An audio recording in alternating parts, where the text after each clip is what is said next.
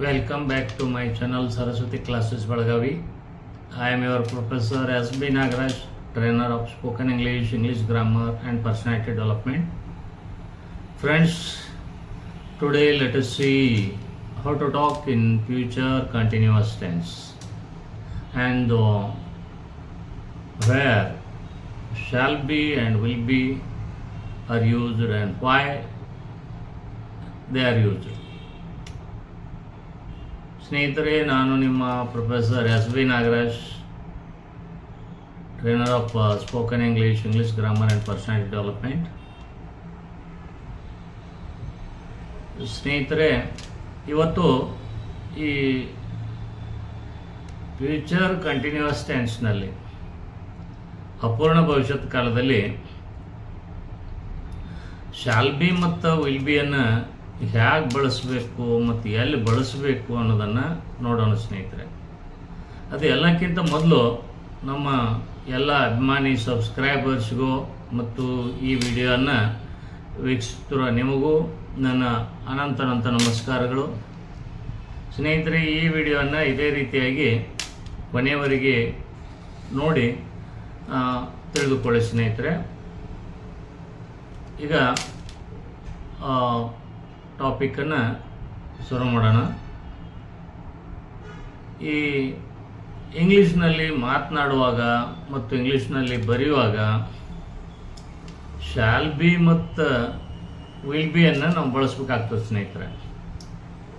Shall be ಮತ್ತು will ಬಿಯನ್ನು ನಾವು ಎಲ್ಲಿ ಬಳಸಬೇಕು ಅಂತಂದರೆ ಫ್ಯೂಚರ್ ಕಂಟಿನ್ಯೂಯಸ್ ಟೆನ್ಸ್ ಅಂದರೆ ಅಪೂರ್ಣ ಭವಿಷ್ಯತ್ ಕಾಲದಲ್ಲಿ ಐ ಮತ್ತು ವೈ ಜೊತೆಗೆ ಶಾಲ್ ಬಿಯನ್ನು ಬಳಸಬೇಕು ಸ್ನೇಹಿತರೆ.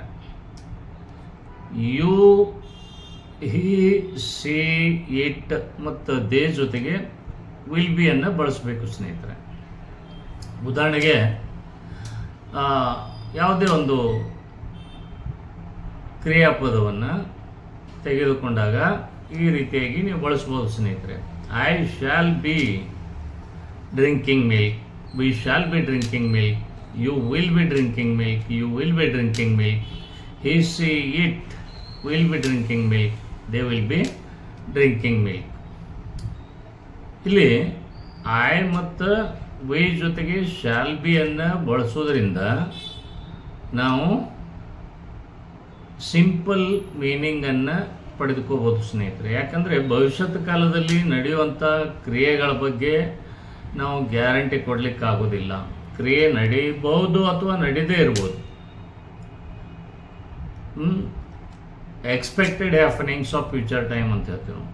ಭವಿಷ್ಯವನ್ನು ನಾವು ಯಾವಾಗಲೂ ನಿರೀಕ್ಷೆ ಮಾಡ್ತೀವಿ, ಹಂಗಾಗ್ಬೋದು ಹಿಂಗಾಗ್ಬೋದು ಅಂತ. ಈಗ ಉದಾಹರಣೆಗೆ I shall be going to the college, you will be going to the temple regularly, he will be going to the school regularly, they will be playing cricket. ಈ ರೀತಿಯಾಗಿ ನಾವು ಇದನ್ನು ಬಳಸಬೇಕು.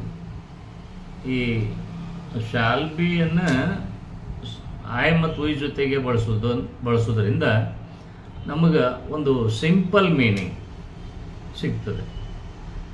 ಅಂದರೆ ಆ ಕ್ರಿಯೆ ಭವಿಷ್ಯತ್ ಕಾಲದಲ್ಲಿ ನಡಿಬೋದು ಅಥವಾ ನಡೀದೇ ಇರ್ಬೋದು. ಈ ಶಾಲ್ ಬಿಯನ್ನು ಐ ಮತ್ತು ವೈ ಜೊತೆಗೆ ನಾವು ಬಳಸಿದಾಗ, ಒಂದು ವೇಳೆ ನಾವು ಈ ಶಾಲ್ ಬಿ ಮತ್ತು ವಿಲ್ ಬಿ ಅಂತ ತೆಗೆದು ಇಲ್ಲಿ ಐ ಮತ್ತು ವೈ ಜೊತೆಗೆ ವಿಲ್ ಬಿ ಹಾಕಿಬಿಟ್ರೆ, ಶಾಲ್ ಬಿ ತೆಗೆದು ಐ ಮತ್ತು ವೈ ಜೊತೆಗೆ ವಿಲ್ ಬಿ ಹಾಕಿದರೆ ಅದು ಫಿಕ್ಸ್ಡ್ ಡಿಸಿಷನ್ ಮೀನಿಂಗನ್ನು ಕೊಡ್ತದೆ.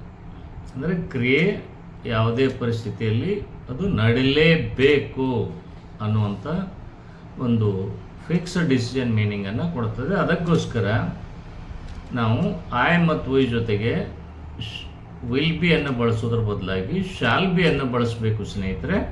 ಅದು ನಮಗೆ ಯಾವುದೇ ಅರ್ಥ ಗಾಂಭೀರ್ಯವನ್ನು ಅದು ಕೊಡೋದಿಲ್ಲ. ಹಾಗಾದರೆ ಈ ಇವುಗಳನ್ನು ಶಾಲ್ ಬಿ ಮತ್ತು ವಿಲ್ ಬಿಗಳನ್ನು ಬಳಸಿಕೊಂಡು ಯಾವ ರೀತಿಯಾಗಿ ನಾವು ಪ್ರಶ್ನೆ ಕೇಳ್ಬೋದು ಅಥವಾ ಪ್ರಶ್ನೆಗೆ ಪಾಸಿಟಿವ್ ಆಗಿ ಅಥವಾ ನೆಗೆಟಿವ್ ಆಗಿ ನಾವು ಯಾವ ರೀತಿಯಾಗಿ ಆನ್ಸರ್ ಮಾಡಬೇಕು ಅನ್ನೋದನ್ನು ನಾವಿಲ್ಲೇ ನೋಡೋಣ ಸ್ನೇಹಿತರೆ. Will you be going to the college regularly? ನೀನು ಇನ್ಮೇಲೆ ತಪ್ಪದೆ ಕಾಲೇಜ್ಗೆ ಹೋಗ್ತೀಯಾ? ಇಲ್ಲಿ ಆನ್ಸರ್ ಪಾಸಿಟಿವ್ ಆಗಿದ್ದರೆ yes, I shall be going to the college regularly. ನಾನು ಇಲ್ಲಿ ತಪ್ಪದೆ ಇನ್ಮೇಲೆ ಕಾಲೇಜಿಗೆ ಹೋಗ್ತಾ ಇರ್ತೀನಿ. ನೆಗೆಟಿವ್ ಆಗಿದ್ದರೆ no, I shall not be going to the college regularly. ಇಲ್ಲ, ನನಗೆ ತಪ್ಪದೆ ಕಾಲೇಜ್ಗೆ ಹೋಗಲಿಕ್ಕೆ ಆಗಲಿಕ್ಕಿಲ್ಲ.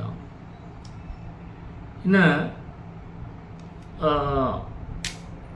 ಇಲ್ಲಿ ಹಿ ಅಥವಾ ಸಿ ಅಥವಾ ಇಟ್ಟನ್ನು ಬಳಸ್ಕೊಂಡಾಗ ನಾವಲ್ಲೇ ವಿಲ್ ಬಿಯನ್ನು ಬಳಸಬೇಕಾಗ್ತದೆ.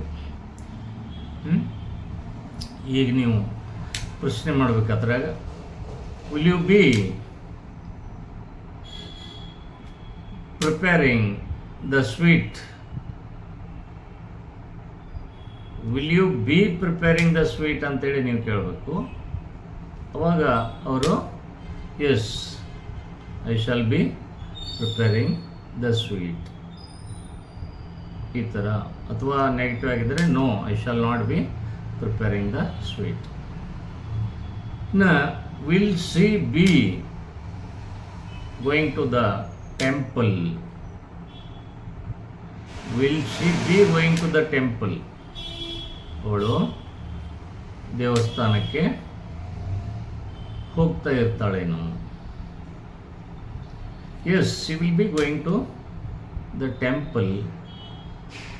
ಹೌದು, ಅವಳು ದೇವಸ್ಥಾನಕ್ಕೆ ಹೋಗ್ತಾ ಇರ್ತಾಳೆ. ಇದೇ ನೆಗೆಟಿವ್ ಆಗಿದ್ದಾಗ no, she will not be going to the temple. ಇಲ್ಲ, ಅವಳು ದೇವಸ್ಥಾನಕ್ಕೆ ಹೋಗ್ತಾ ಇರಲಿಕ್ಕಿಲ್ಲ. Will they be playing cricket at this time tomorrow? ನಾಳೆ ಈ ಸಮಯದಲ್ಲಿ ಅವರು ಕ್ರಿಕೆಟ್ ಆಡ್ತಾ ಇರ್ತಾರ? ಆನ್ಸರ್ ಪಾಸಿಟಿವ್ ಆಗಿದ್ದರೆ yes, they will be playing cricket at this time tomorrow. ಹೌದು, ನಾಳೆ ಅವರು ಈ ಸಮಯದಲ್ಲಿ ಕ್ರಿಕೆಟ್ ಆಡ್ತಾ ಇರ್ತಾರೆ. ಈ ಆನ್ಸರ್ ನೆಗೆಟಿವ್ ಆಗಿದ್ದರೆ no, they will not be playing cricket at this time tomorrow. ಇಲ್ಲ, ಅವರು ನಾಳೆ ಈ ಸಮಯದಲ್ಲಿ ಕ್ರಿಕೆಟನ್ನು ಆಡ್ತಾ ಇರಲಿಕ್ಕಿಲ್ಲ. ಈ ರೀತಿಯಾಗಿ ಶಾಲ್ ಬಿ ಮತ್ತು ವಿಲ್ ಬಿಯನ್ನು ಈ ಫ್ಯೂಚರ್ ಕಂಟಿನ್ಯೂಸ್ ಟೆನ್ಸ್ನಲ್ಲಿ ಬಳಸಬೇಕು ಸ್ನೇಹಿತರೆ. ಇದರಲ್ಲಿ ಇನ್ನೇನಾದರೂ ನಿಮಗೆ ಡೌಟ್ ಇದ್ದರೆ ನೀವು ಕಾಮೆಂಟ್ ಮಾಡಿ ಕೇಳ್ಕೊಬೋದು ಸ್ನೇಹಿತರೆ. ನಿಮ್ಮ ಡೌಟನ್ನು ನಾನು ನಿಮ್ಮ ಕಾಮೆಂಟ್ ಮುಖಾಂತರ ನಾನು ನಿಮ್ಮ ಡೌಟ್ಸನ್ನು ಕ್ಲಿಯರ್ ಮಾಡ್ತೀನಿ ಸ್ನೇಹಿತರೆ. ಈ ವಿಡಿಯೋ ನಿಮಗೆ ಇಷ್ಟ ಆಗಿದ್ದರೆ ಲೈಕ್ ಮಾಡಿ, ಶೇರ್ ಮಾಡಿ, ಕಾಮೆಂಟ್ ಮಾಡಿ. ಇದೇ ರೀತಿಯಾಗಿ ನಿಮಗೆ ನಾವು ನಡೆಸುವಂಥ ಲೈವ್ ಆನ್ಲೈನ್ ಅಥವಾ ಆಫ್ಲೈನ್ ಸ್ಪೋಕನ್ ಇಂಗ್ಲೀಷ್ ಕ್ಲಾಸನ್ನು ಜಾಯಿನ್ ಮಾಡಬೇಕಂತಿದ್ರೆ ಈ ವಿಡಿಯೋ ಕೆಳಗಡೆ ಡಿಸ್ಪ್ಲೇ ಆಗ್ತಾ ಇರುವಂಥ ಮೊಬೈಲ್ ನಂಬರ್ಗೆ ನೀವು ಕಾಂಟ್ಯಾಕ್ಟ್ ಮಾಡ್ಬೋದು ಸ್ನೇಹಿತರೆ. ಅಥವಾ ನಾನು ಇಂಗ್ಲೀಷ್ ಕಲಿಯಲು ಬರೆದಿರುವಂಥ ಎಲ್ಲ ಪುಸ್ತಕಗಳು ನಿಮ್ಮ ಹತ್ತಿರದ ಪುಸ್ತಕದ ಅಂಗಡಿಯಲ್ಲಿ ಸಿಗ್ತಾವೆ. ಕೇಳಿ ಅವುಗಳನ್ನು ಖರೀದಿಸಿ ಕೂಡ ನೀವು ಇಂಗ್ಲೀಷನ್ನು ಕಲಿತ್ಕೋಬೋದು ಸ್ನೇಹಿತರೆ. ಸರ್ವೇ ಜನ ಸುಖಿನೋ ಭವಂತು.